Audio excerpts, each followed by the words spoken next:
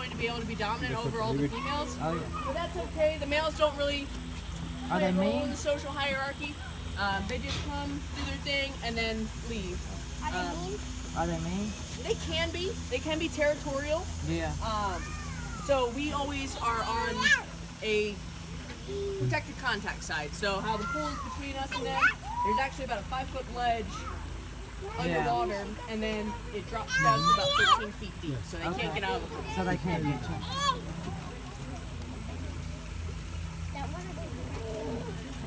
Yeah, it drops. See where it drops? It drops to 13 feet, so it can't get over here to get there. So these guys do swim.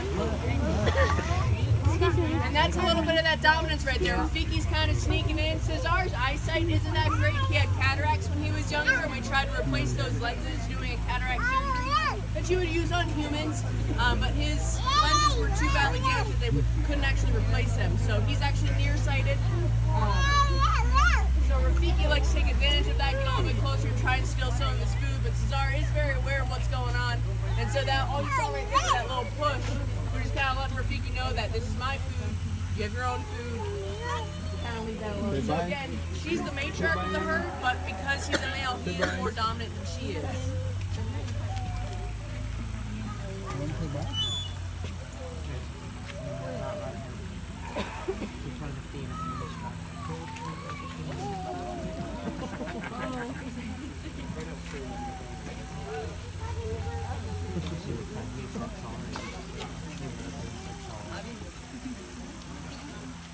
Now 44 is pretty old for an elephant. Their average longevity can be about 45 years old, but that is just an average. The oldest elephant ever recorded anywhere was 89 years old when she passed away.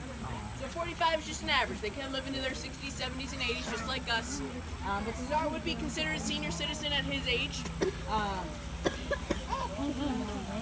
Rafiki's getting up there, but Nakanda, who's over here on the left-hand side, she's just considered an adult at this point.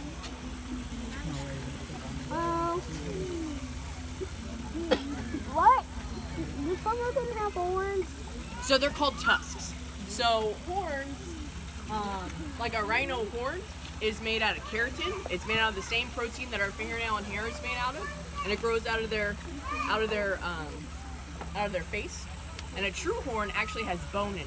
So like your antelope and deer and stuff like that, a true horn has bone, and then it has that keratin sheath on it. These guys have tusks, and they're just glorified teeth. So, say again? Why is Rafiki only got one? She broke hers off. So she still has part of that tusk in there. Is it painful to them? If they It break can be. They do break and chip often. And they can file them down. So that's why his are actually two different sizes because you can file them down. But Rafiki broke hers off a while ago. Why? But if they don't break all the way down to the pulp, they'll regrow. Oh, But cool. Rafiki actually hers broke all the way back into her sulcus, so it's not going to regrow. Did So y'all it was have to probably- remove the rest, or is it still in there? You don't have to. We have one elephant. Nakanda was actually born without any tusks. Okay. But we do have two elephants on the north habitat that he doesn't have any tusks. His name is Artie, and his were removed. But Tyr has one tusk, her other tusk is removed as well. Okay. So you can completely go take in 'em out. and take them out. It doesn't cause her any pain for it to be left in there. Nope. So as long as she's good with it, she actually did recently break off a little other piece of it. Yeah. So we're just rinsing that out and keeping it clean. But for the most part, she's doing just fine without it. Yeah, it's hot. They're cleaning themselves. It's hot. They're hot. They're getting some of that water. Whoa. I'm hot. Oh, they're out now. Come on. Let's go out. So elephants don't sweat like you and I do to cool down. The only sweat glands that they have are in between their toenails. So it's very inefficient for them to sweat to regulate their body temperature. Their ears help with that a lot, but also the mud and the throwing of the water on their backs, that acts like an artificial sweat. That's what's really going to actually cool them down. Like, what are they left to eat? Fruits and vegetables. African elephants eat a lot of grasses and trees. So you think of the wide open savannas of Africa, there's going to be a lot of grasslands, not as many trees. Asian elephants are found in the southeast region of Asia, so it's a lot more forest-like environment. So it's kind of like a rainforest, so they would have a lot more access to fruits and fruit trees, and then they're also going to eat a lot more trees parts as well. But they'll eat the root system, they'll eat the bark, they'll